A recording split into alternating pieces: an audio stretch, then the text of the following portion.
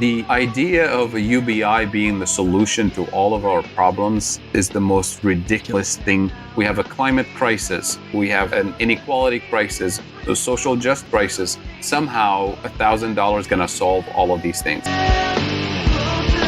The job guarantee simply steps in and says, we're going to hire the surplus labor that the private sector is not interested in hiring during a recession, and we're going to pay that labor a living wage benefits so that people can survive and within the community. What I have said, this campaign is not just about electing a president, about making a political revolution.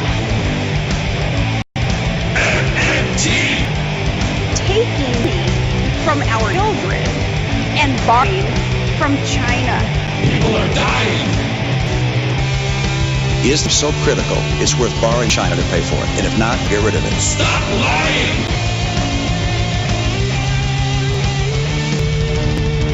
I want the truth.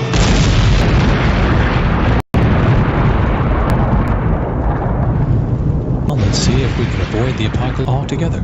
Here's another episode of Macro and Cheese with your host, Steve Grumbine. All right, folks, and this is Steve with Mac Cheese.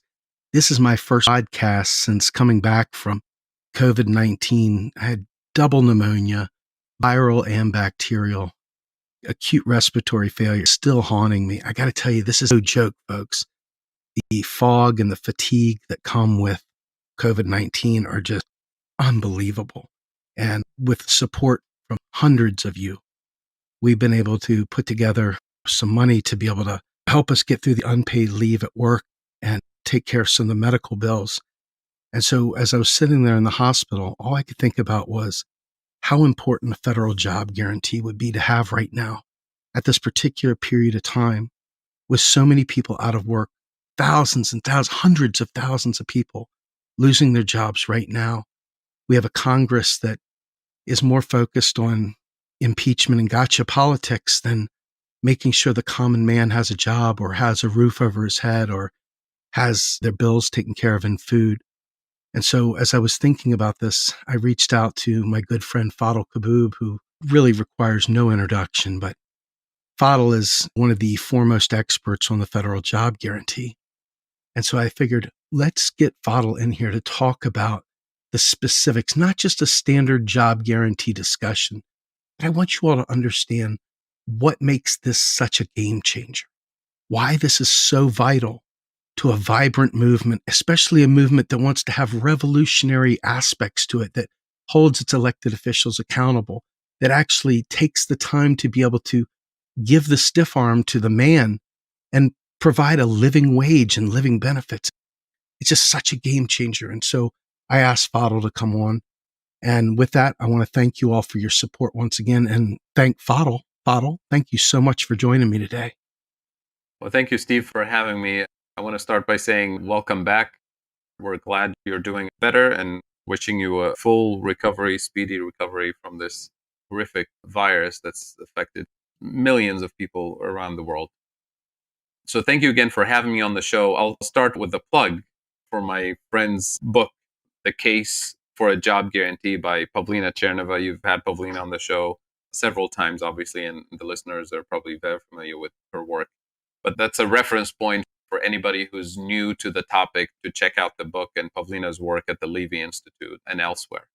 So I want to start by stating how brutal the system is, not just in terms of our crisis right now with the COVID crisis, with the lack of healthcare resources and support for people who have been displaced for health reasons or for economic reasons, and segue into why the job guarantee is important.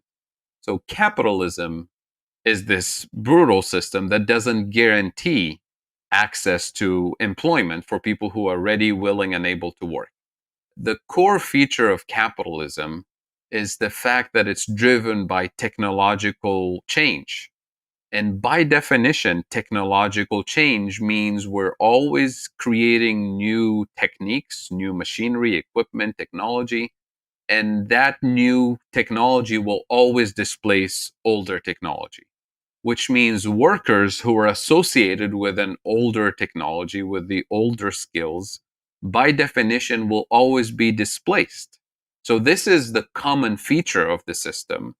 And yet we don't have a system in place that takes workers from that older, obsolete technological space and helps transition them into the new economy using the new technology and so on. We count on individual workers to do this on their own, to somehow anticipate technological change, take time and money from their own budget, so to speak, to invest in learning new skills that will be useful for this new industry that doesn't exist yet, and somehow be ready to go to transition to those new jobs. And those jobs sometimes are in a different location. Sometimes they're completely in a different country, part of the world.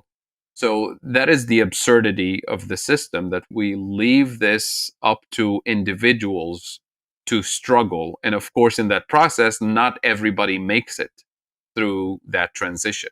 That's one component. The other thing about these technological transitions is that they always move us towards much more capital intensive economic system, which means it becomes labor displacing by definition.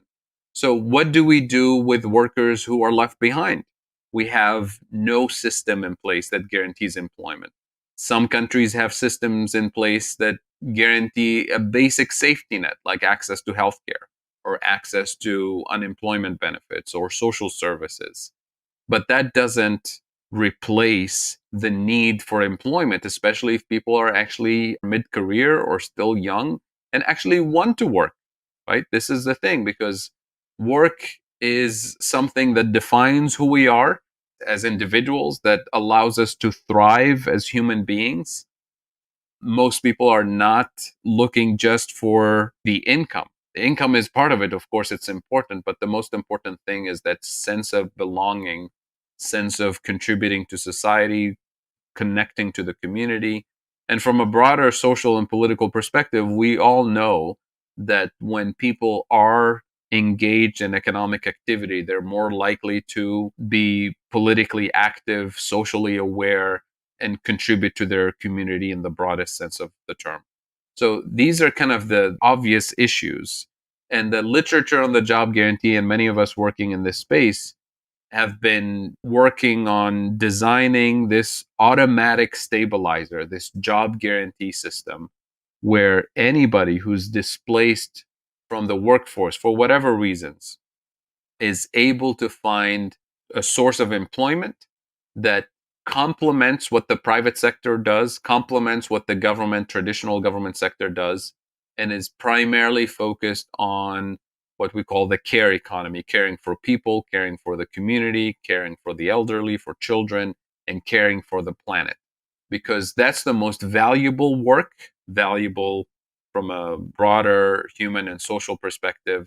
And that's the type of work that's often neglected by the metrics of the market, because it doesn't generate profits. It doesn't generate, quote unquote, economic growth in the traditional kind of narrow sense of the term. So we have all of these benefits. Let me ask you a quick question, though, Fadhel. In terms of market, does this only work in a market economy? This could work in a command economy, too. There's nothing that prevents this from working in a mixed economy, in which we have.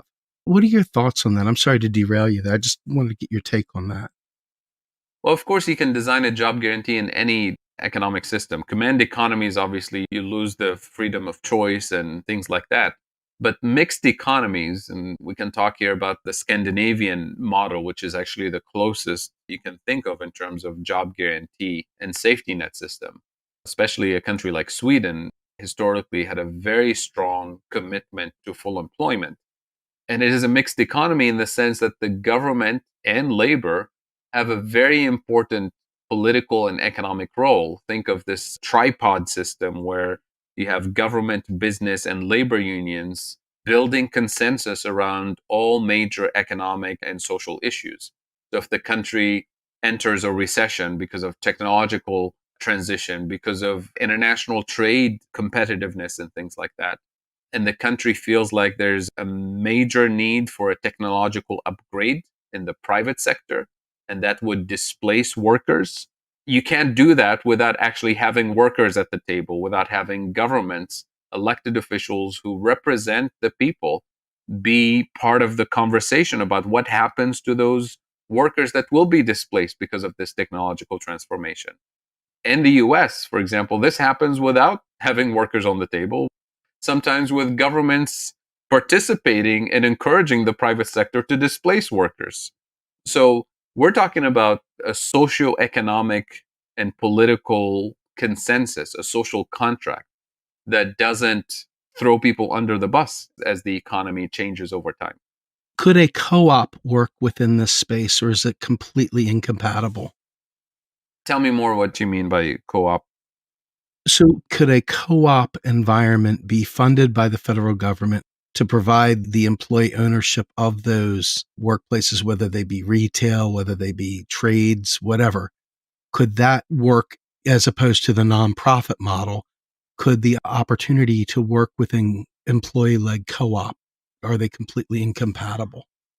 No, I would say that would be possible within a job guarantee system. Obviously, all of this is designed by law. So whatever lawmakers decide is going to fall under the umbrella of a job guarantee, federally funded, as long as you set certain criteria. For example, the co-op has to serve a certain neglected area, geographic area of the economy.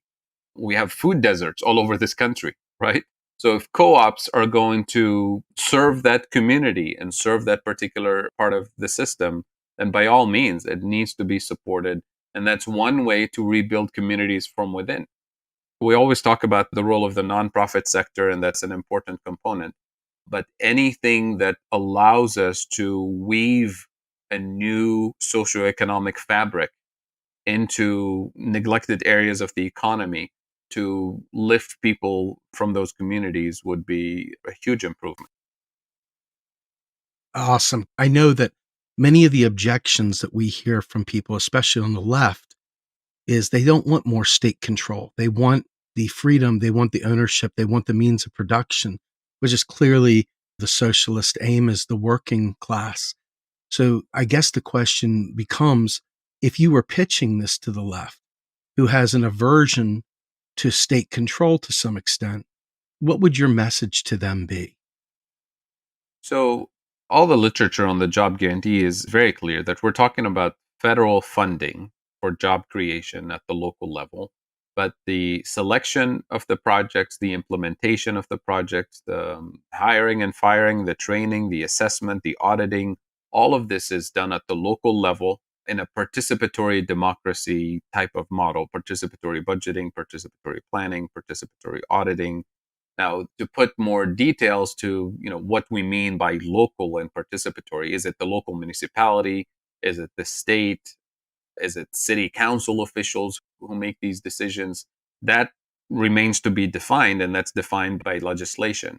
How much grassroots voice do we have in the decision making process? Is all the money going to go to the same city council officials who hand out these contracts to the same developers, who exclude minority groups from access to jobs, who always invest in the wealthier part of town and things like that? So those are important details so that we don't end up feeding the system and recreating the same problem. So grassroots participation, community participation is important, and it can't be just symbolic. So this is where the role of nonprofit organizations, because these are existing organizations, we don't have to invent them or create them. They are already doing this work in the sense that they are in touch with unemployed individuals, they're in touch with individuals who need social services, they're already dealing with homelessness, they're already dealing with hunger, with food deserts, with the opioid crisis. The reason they exist is because the state and the market and the federal government have failed to address those issues, have failed in delivering services or addressing the roots of the problem. So they're already there as a complement to the system. The only problem is that they tend to be underfunded and understaffed on a permanent basis. And they lose even more funding during bad economic times, like right now during the pandemic, when their services are needed the most, right? Because the economy is weaker and there's less charitable contributions and fewer federal dollars coming in terms of grants and things like that. So if we introduce a job guarantee system that says you already know the needs of the local community, which are different from city to city and state to state. So you can micro target the needs and identify the actual problems that your clients deal with, your community deals with. The problem is you have no resources. You rely exclusively, in many cases, on volunteers, on charitable dollars and grants. We're going to provide additional funding through a federal job guarantee program that allows you now to hire and train full-time people from the community in order to address the needs of that same community. And it doesn't have to be overwhelming. We're talking about a small nonprofit organization in a small town. You don't have to hire 500 people. You can start with 5 people and scale it up to 10 and 20 as needed so that the training component is not overwhelming. And one of the things that those organizations would do is, number one, assess the needs of the community. Number two, assess the types of skills and experiences that they need to find in order to meet the needs of the community. And number three, look within the community to identify if we have within the unemployed and underemployed population, if we have those skills and experiences to match the needs of the program. And if the skills and experiences match, then we have a system. If the skills and experiences needed are lacking or not up to par, then there's room for on-the-job paid training in order to build capacity within the community to meet that challenge. So the job guarantee includes a training component, an educational component, but it's like the model that labor unions use, which is on-the-job paid training and apprenticeship and mentorship. This way, you're not told, well, we need to do this work, but you don't have the skills. So why don't you go spend 6 months or a year acquiring those skills, pay for it out of pocket or with student loans, and then maybe when you come back, we'll need those skills. So that's why we talk about a job guarantee with on-the-job paid training. So, what about a place like Real Progressives, for example? We've got a nationwide and actually, in many cases, a global network of volunteers that work to support all kinds of media opportunities for other like minded organizations, covering events, things like that, web dev, all these different aspects of it. Without us being in a local community where people are sitting there hanging out with each other, would that pertain to a place like RP? Would this be a place where we could say, get an editor in chief, or we could get a web developer that would normally have been a volunteer, but now we're paying them a job guarantee wage for the support? This is a very important question. Very good question, Steve. So let me backstep for 1 second to talk about the role of an organization like Real Progressives, independent media, media in general. And this is one of the things that we lost over the last 40 years, which is independent voices in the fourth estate. Remember, democracy without a fourth estate is not a democracy. And the role of the fourth estate is to be independent, to provide that additional check on the political system, on the executive branch, and to inform the public about what's going on. So with the privatization of the media that happened over the last few decades, we've lost that, and we've lost it especially at the local level. Think of all your local newspapers and media organizations that have lost local reporters, which means nobody's reporting on city council. Nobody's reporting on how money is spent. There's very little transparency, which means we lose the democratic process. So if we as a society value that as an important service to the community, and if the market is not doing it, if government funded organizations like NPR and so on is not doing it, then there's room for nonprofit independent media organizations to step in and do the work. And as far as I'm concerned, a job guarantee should cover job creation to restore the democratic process, because that's a valuable contribution to society. So based on those criteria and standards, I think independent media would qualify for a job guarantee program. That's awesome. That's very, very powerful. So, with that in mind, one of the things that I think people don't understand about a job guarantee is the macroeconomic component of the automatic stabilizer. I know this is for people that are students of the job guarantee. This is probably just a rehash, but I think there's a lot of people out there that are still kind of caught up in a very different battle of morals as opposed to understanding the macro underpinnings of a federal job guarantee. Could you break down the macro benefits and the purpose behind the macro automatic stabilizer that comes with a federal job guarantee? Absolutely. So let me give you a concrete example. Let's say we're looking at a small town of 5 or 10,000 people in a small Midwestern region.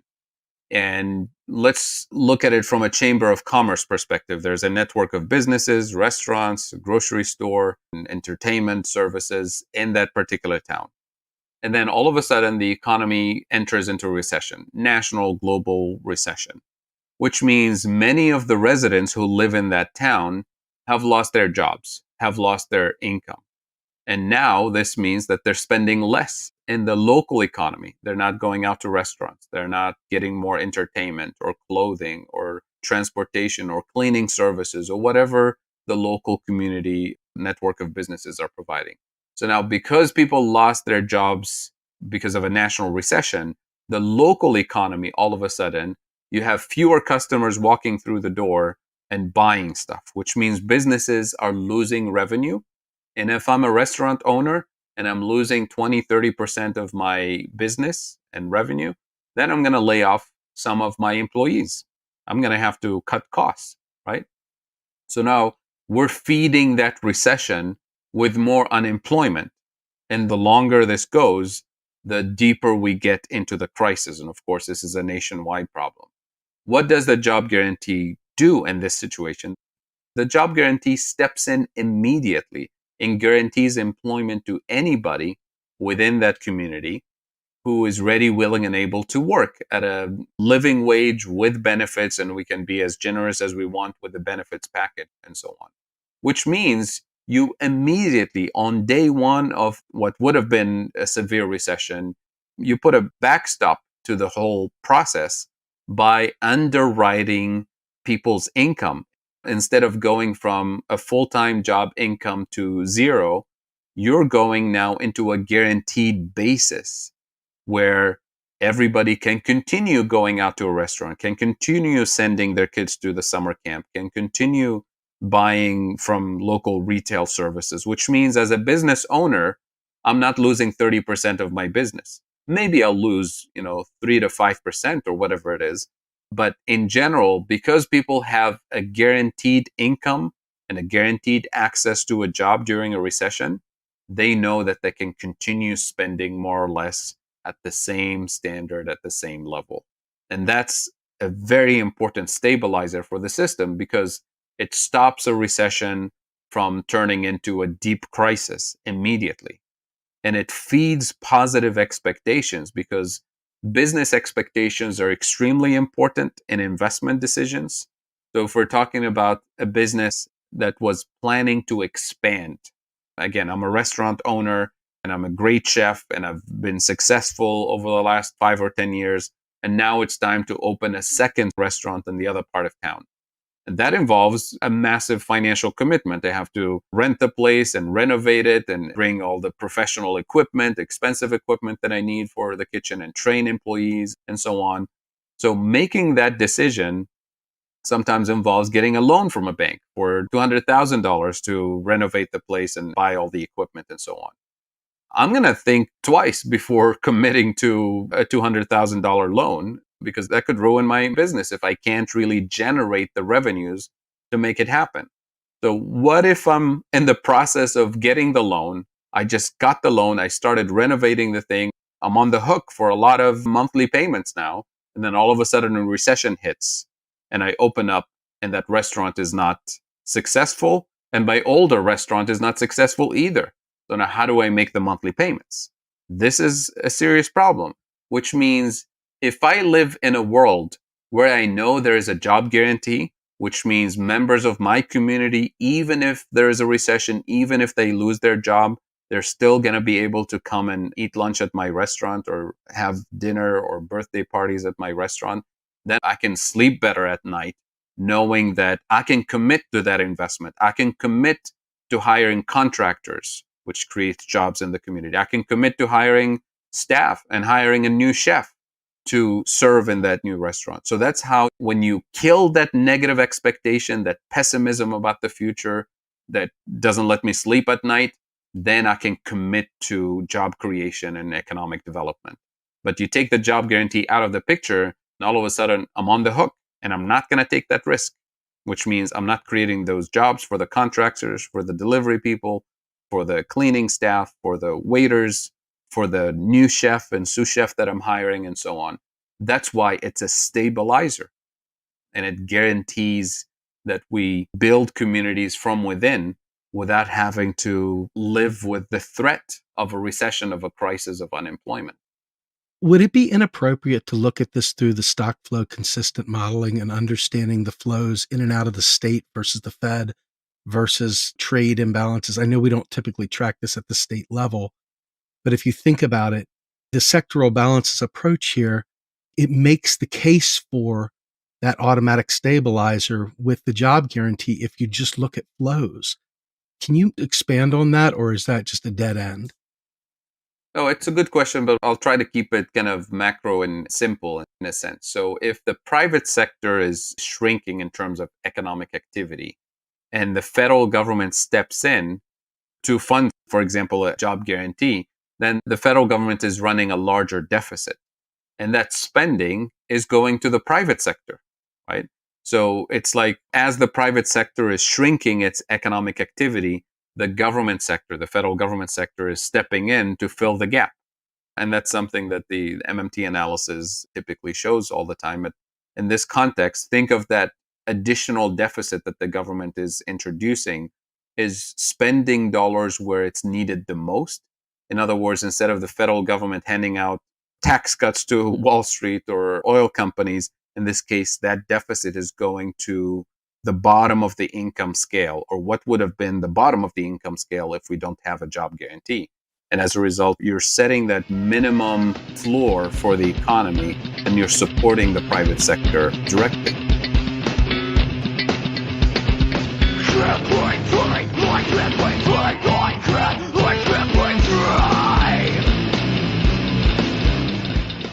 You are listening to Macro and Cheese, a podcast brought to you by Real Progressives, a nonprofit organization dedicated to teaching the masses about MMT, or modern monetary theory. Please help our efforts and become a monthly donor at PayPal or Patreon. Like and follow our pages on Facebook and YouTube, and follow us on Periscope, Twitter, and Instagram.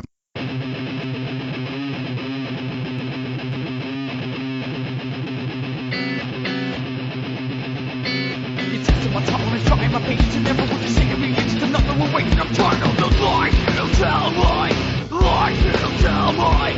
It's up to my tolerance, trying my patience, and never want to see me. It's another way, and I'm tired of the lies you tell me.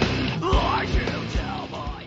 So if I'm working at Walmart, for example, and Walmart sees that I have disposable income through whether it be some sort of a basic income scheme or something else, Walmart then can look at that and say, hey, we don't have to adjust our salary. In fact, maybe we can even cut some benefits, and we could absorb and subsidize our bad hiring practices using these additional funds.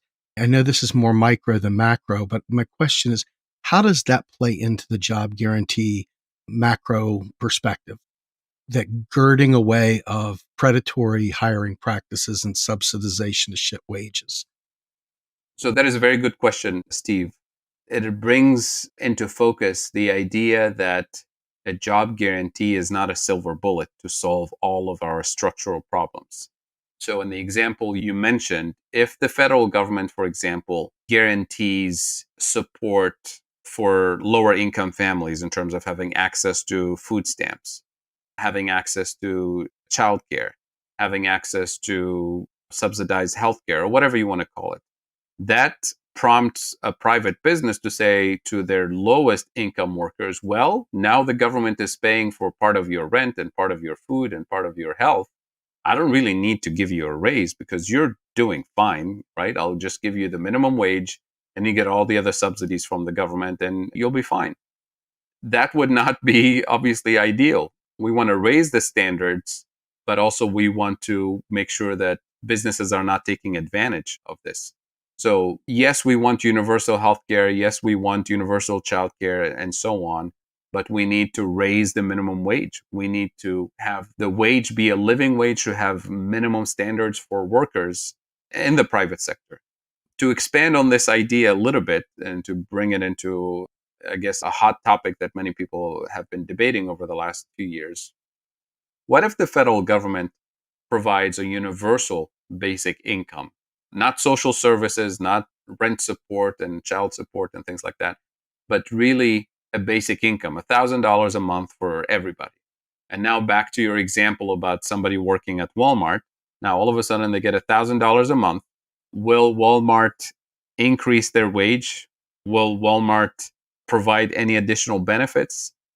Probably not, because they're going to use that same argument. Say, well, now the government is helping you pay for your rent and part of your food.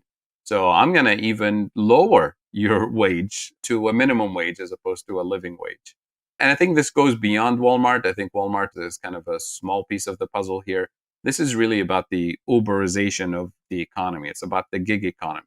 And that's why a lot of these UBI experiments, you see them coming out of Silicon Valley CEOs who sponsor these studies and experiments, which, as far as I'm concerned, they don't meet any scientific academic standard, because what they do is basically say, oh, we're going to test this idea, we're going to experiment. So let's go to a low-income community somewhere, identify a couple hundred low-income people, and give them $500 a month or $800 a month as a basic income, as an experiment for UBI, and then track their progress, see how they're doing, their stress level, their health level, if their kids are well fed, if this will actually improve their life. And I can tell you this without having done the experiment, that yeah, if you go to the lowest income community, underpaid, unemployed, single parents struggling to pay the bills with 2 or 3 kids, and you give them $500 a month, I can tell you that their life will be better. But I'd rather see those additional $500 be an additional $2,000 coming from the actual job that they currently have, so that they're not underpaid. I'd rather see the health improvement for their kids' nutrition and quality of life not come from those 500 experimental dollars, but come from a universal healthcare system that is afforded to them as a human right, not as a charity from a Silicon Valley CEO. So that's really the fine line that we have to walk here, because I see a lot of really progressive, well-meaning individuals who say, well, I'm not going to be against a universal basic income because it gives individuals who need it the most that additional $1,000. I see the appeal for it because, yes, the $1,000 is helpful, but let's keep our eyes on the bigger prize, on the structural transformation, because I guarantee you that if we have a universal basic income, the style that Silicon Valley CEOs are promoting, the Uberization of the economy, what we're going to see is major cuts in social services across the board. And we're going to see more Uber-like companies pop up with 0-hour contracts, no benefits, minimum wage jobs, because their logic will be, well, you already get a basic income from the government.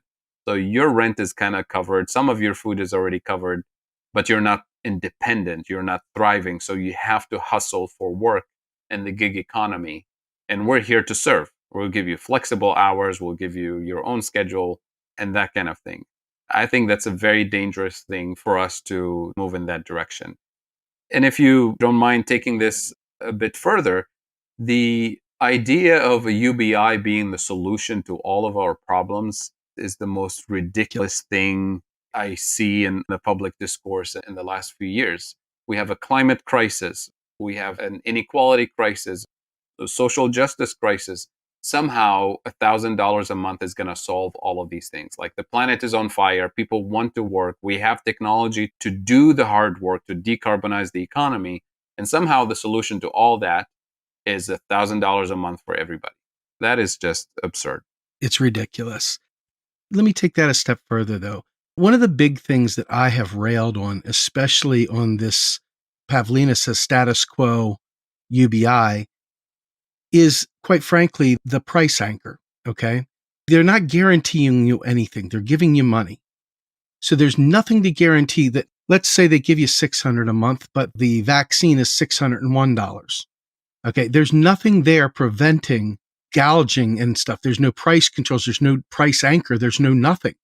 So when you talk about a complete lack of guarantee, to me, the most destabilizing thing would be a UBI. It may work for a little while until things catch up. Then all of a sudden, they absorb that slack in the economy. Prices go up. There's no price anchor. How do you establish a price anchor? What is a price anchor? And why does a job guarantee provide that, whereas the UBI does not? Yeah, that's a very good question. So here I want to use a little bit of a technical term, but it's a very simple technical term. I'll give you a couple of examples to clarify. So we often refer to the job guarantee as a buffer stock system, as a buffer stock mechanism. So fancy word for a relatively simple concept that we use all the time in this country and other parts of the world. A buffer stock is usually used in the context of commodities.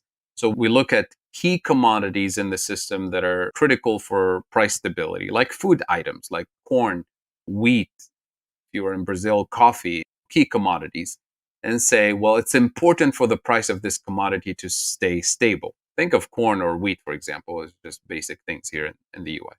If the price of corn fluctuates, goes close to zero and then skyrockets, it not only affects the farmers, the producers, in terms of their ability to actually stay in business, especially if prices drop close to zero. And it also affects all of us consumers because that's a basic input in a lot of the food items that we consume, because that will produce now food price inflation and make food unaffordable in some cases for consumers. So we have a vested interest as a society to keep the price of key commodities stable within a reasonable range so that it's reasonably profitable for farmers to stay in business and make a living, and it's affordable for consumers and it doesn't go into skyrocketing mode. So how do we do it? The federal government steps in and establishes what we call a buffer stock mechanism for wheat and corn and other basic food commodities and so on. So the government steps in and becomes the buyer of last resort when there's a massive surplus of wheat or corn, which would normally drive the price of wheat or corn to zero when there's so much surplus. So the government steps in and buys all the surplus up to a point where the price moves away from zero and moves back within that reasonable range that allows farmers to stay in business and keeps the price of that food item reasonably affordable for consumers. The government also steps in the opposite scenario, where if there is a huge shortage of corn or wheat or any other basic commodity, normally the price would skyrocket and people will go without food because there are shortages. So then the government steps in with that buffer reserve that we built over time, steps in and becomes the seller of last resort of that commodity, like corn or wheat or whatever it is. In this way, the government will keep selling and adding to the supply for the system up to the point where the price is tamed all the way back down to that reasonable range where it's reasonably profitable for farmers to stay in business, reasonably affordable for consumers to be able to buy that commodity. And we do that all the time in the US and other parts of the world. We pick key commodities and we stabilize them with that price anchor mechanism, with that buffer stock mechanism. The only problem is that we don't do this to the most valuable commodity in the system, which is labor. We don't guarantee that the price of labor remains affordable and reasonable for people to survive, because the effective minimum wage, not the legal minimum wage, the effective minimum wage for somebody who lost their job is zero. So we wouldn't let that happen to the price of corn or wheat or coffee or whatever. But somehow we let that happen for human beings. We let their wage move to zero during a crisis. So the job guarantee simply steps in and says, we're going to hire the surplus labor that the private sector is not interested in hiring during a recession. And we're going to pay that labor a living wage with benefits so that people can survive and thrive within the community. And that becomes the price anchor in the labor market, because if that's a guarantee that anybody in the system is guaranteed a living wage at $18 an hour plus benefits, then that becomes the new effective minimum wage and minimum standard for society. So now all other businesses have to compete and meet that standard. Because why would I quit a community development job guarantee that pays me a living wage and benefits and provides healthcare and childcare and retirement benefits? And I'm part of a union too that is committed to community development and labor standards and environmental standards and so on. Why would I quit that and go work for McDonald's or for any other business that underpays me, doesn't give me any benefit, doesn't give me any upward mobility, doesn't provide childcare or any of that? So if you're a business and you're looking for workers, you need to meet that new standard. So it becomes an anchor in the sense that it also forces the biggest corporations to redistribute away from shareholders and the top 1% towards the working class, towards their own workers. So that also has an equality and social justice and economic equality component to it. And to give you an example, I always use just to remind people of how important this is and the fact that we've done this before in other contexts. Remember the transition from slavery, right? When society decided, you know what, it's unacceptable for farmers to have slaves and not pay them and treat them the way slaves were treated in the history of this country and beyond. And that from now on, you can't do that. You have to pay people a decent wage. And there's going to be, social standards and labor standards and so on. What did slave owners say? They said, well, that doesn't fit my business model. My business will be destroyed if I have to pay workers a wage. And what did society say? Too damn bad. Society said, well, you know what? If you can't survive, if your business model doesn't survive, then you should be out of business and somebody else will step in and do the job and do it right and pay people decent wages. I think today we have to do the same with the minimum wage system that we have and the lack of benefits that we have. We're going to set the standard and say, well, if you can't compete, then somebody else will get the job done. That's absolutely perfect. So let me ask you, you spoke about all the different work that needs to be done in general, especially in light of all the other things that are going on, like a Green New Deal and like the climate. And I think that people sometimes forget what it takes to actually mobilize a nation. Like we talk often about World War II, how we were able to mobilize the entire country. It seems like the federal job guarantee mixed with a just transition, which I'd like you to expand upon, is also a vital cog in addressing those very serious needs for mobilizing for climate change. What are your thoughts on that? So let me start by making a statement and then explaining what I mean by it. I truly believe that the size of the job guarantee system will be extremely small. Number two, the size of the job guarantee system over time will get even smaller and smaller. And this is what I mean by that. So from an MMT perspective, we understand that the federal government has much more spending capacity than what we're told.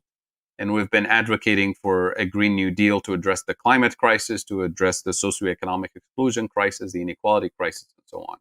And part of that Green New Deal, a core feature of it, not just a nice add-on, a core feature is a job guarantee as a just transition component, especially for workers who will be displaced from the fossil fuel industry. As we decarbonize the economy, a lot of people will lose jobs in those industries, but will create millions of jobs in other industries. The skills required for the old industries versus the skills required for the new industries will not necessarily match perfectly. So we're going to have to guarantee employment for workers as they transition from the older jobs to the newer jobs. We're going to have to guarantee employment for some workers at the same income level. So I talked earlier about a living wage and benefits. That might be kind of the long-term job guarantee standard. But for the immediate transition, especially this massive, rapid decarbonization that we need to do in the next 10 years, I think we're going to have to go to coal miners and fossil fuel workers who are making, six-figure income and guarantee a transition at that level or something comparable to that level. We can't just tell them, you know what, you're going to move from six-figure income in the trucking industry or fossil fuel industry, and now we're going to give you $15 an hour with maybe healthcare. That's just not reasonable, not acceptable. And this is one of the main reasons a lot of workers and unions in that particular industry are saying, I mean, literally behind closed doors, you say, we're on board. We need to transition away from this. We need clean air, clean water. We need a better future for our kids.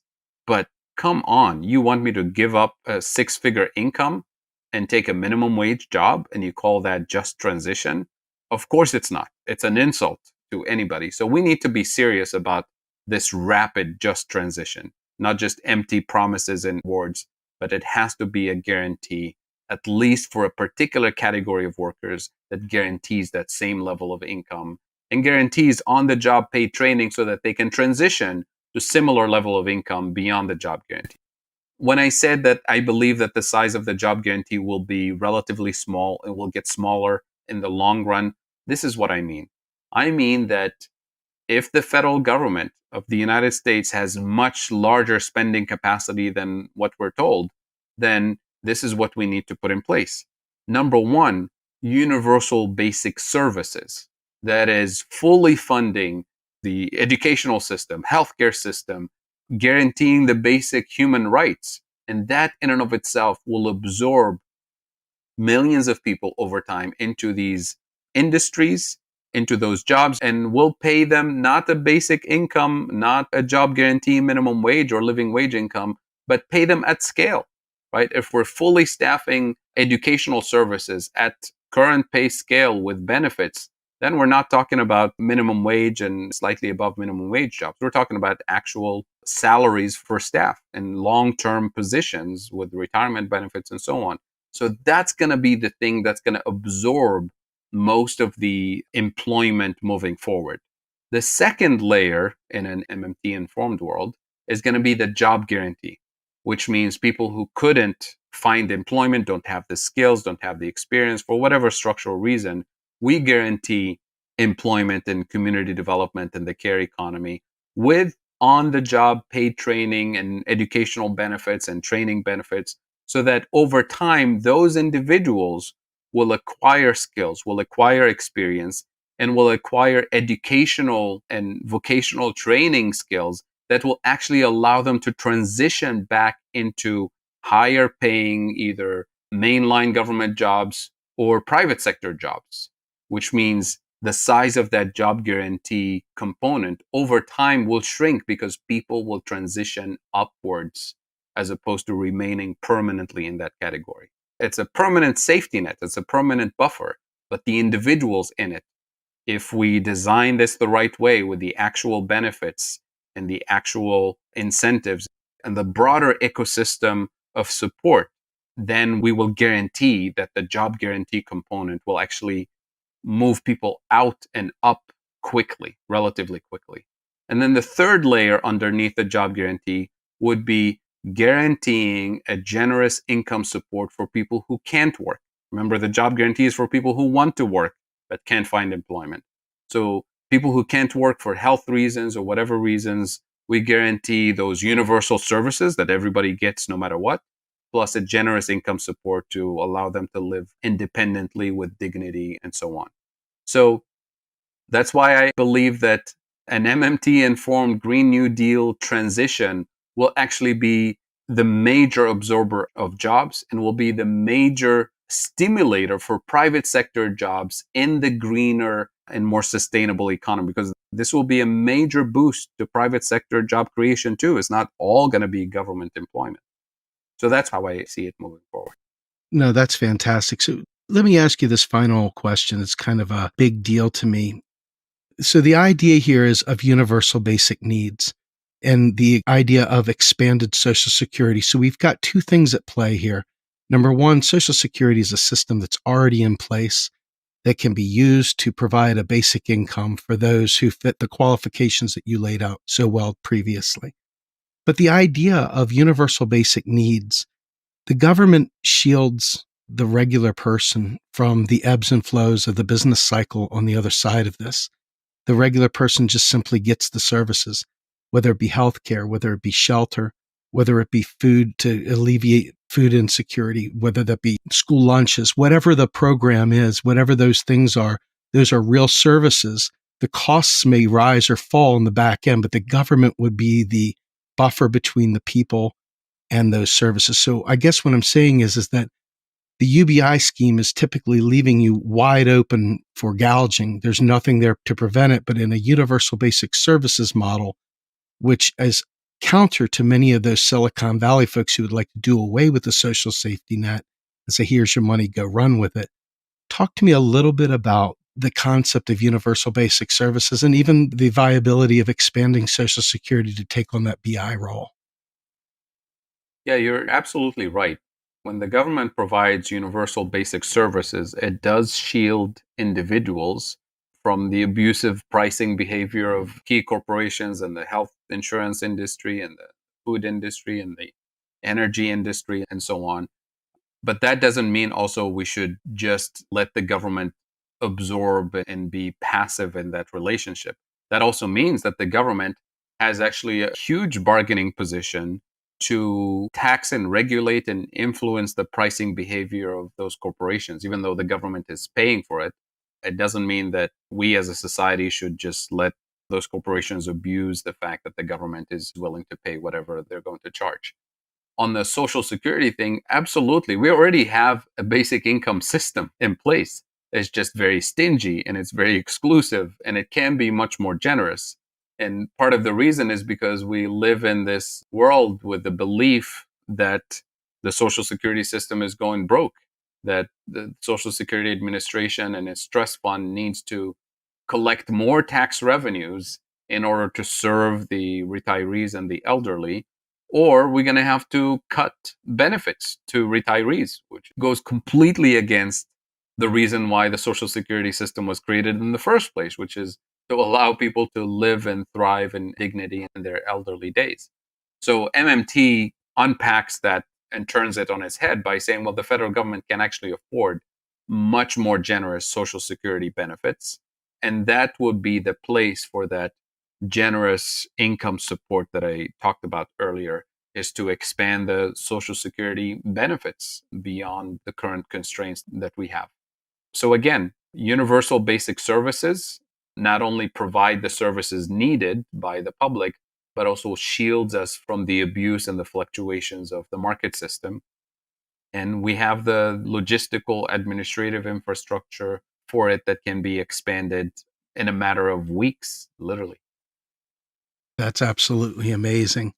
So with that in mind, Fadhel, let me close this out here with, in a federal job guarantee arrangement during this COVID-19 pandemic, how might this have saved us with hundreds of thousands of people being laid off right now? How might this have prevented some of the more gross inequalities and gross abdications of responsibility to the voting people? How might this have substantively changed the material conditions for the average person? Very good question. So, had we have this job guarantee and universal basic services system in place before the pandemic hit, as soon as the pandemic started, we could have said to people, listen, this is a public health crisis, a pandemic. People need to stay home. So now a lot of people are losing their jobs in the private sector because they have to stay home, because they can't work remotely. Some jobs can't be done remotely. Then that becomes your job guarantee, because your most important job right now is to stay home, right? The individuals who work in the gig economy and don't have stable sources of income, you transition immediately into a system where we pay a basic income support that sustains them at the same level via Social Security payments, Social Security transfers. We could have also done this on the back end by saying, you know what, we're going to hit the pause button on all mortgage payments, all interest payments, all debt payments, and sort this out with the financial industry on the back end. But sort it out in the sense that says this is not a pause button where after 9 months you're going to receive the big bill and you're going to have to pay for it. I'm talking about like literally making time stop, and then you go back to making regular payments without any penalties, without having to put $10,000 at once in unpaid bills. There are lots of things that could have made this crisis much more humane and reasonable from a public health, from a mental health perspective, from an economic perspective. Instead, we got too little economic relief, too little, too late for so many people, unfortunately. And we haven't been able to put an end to the public health crisis in itself because we shut down the economy for a little bit, realized that the government is really not providing the economic relief needed for people to stay home. So we went back and reopened, and that was the big second wave that we're struggling with right now. So a job guarantee system, the way we've been discussing today, could have made that economic crisis almost unfelt by the general public if we had these mechanisms in place. It's amazing that they would bundle this under quote unquote socialism and beat it like McCarthy era ghost.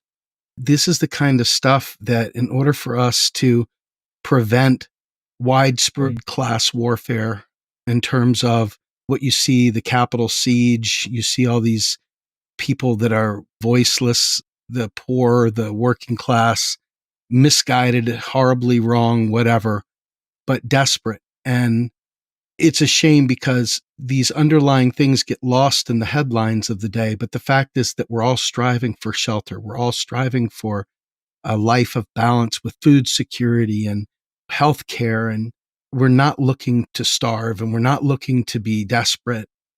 And our leadership leaves us in such a precarity of life that it's amazing that we haven't torn ourselves asunder. I mean, completely ripped ourselves apart from the inside out. And current events show that we're very close to something really bad if we're not going to address these material conditions. People are going to step up and step out, and it's not going to be the way we want it to come down. It's not. They have no voice. They have no power. They feel the elections aren't fair. There's so many things going on that make something like a job guarantee so vital to bring any kind of sense of stability to the average person's life. So I really appreciate you taking the time to go through this today, Fadhel. This has been an eye-opener for me, and I appreciate everyone suffering through my voice. With that, Fadhel, thank you again so much for joining me, sir.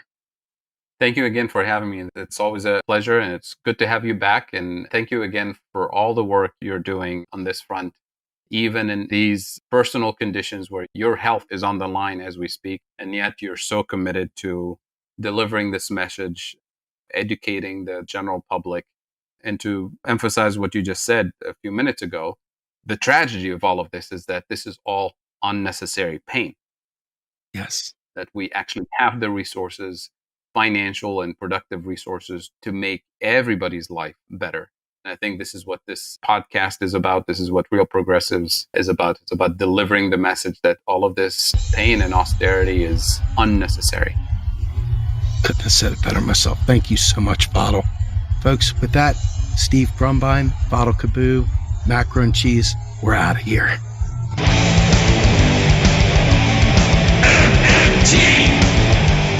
Macro and Cheese is produced by Andy Kennedy. Descriptive writing by Virginia Cox and promotional artwork by Mindy Donham. Macro and Cheese is publicly funded by our Real Progressive Patreon account. If you would like to donate to Macro and Cheese, please visit patreon.com/realprogressives. I want the truth.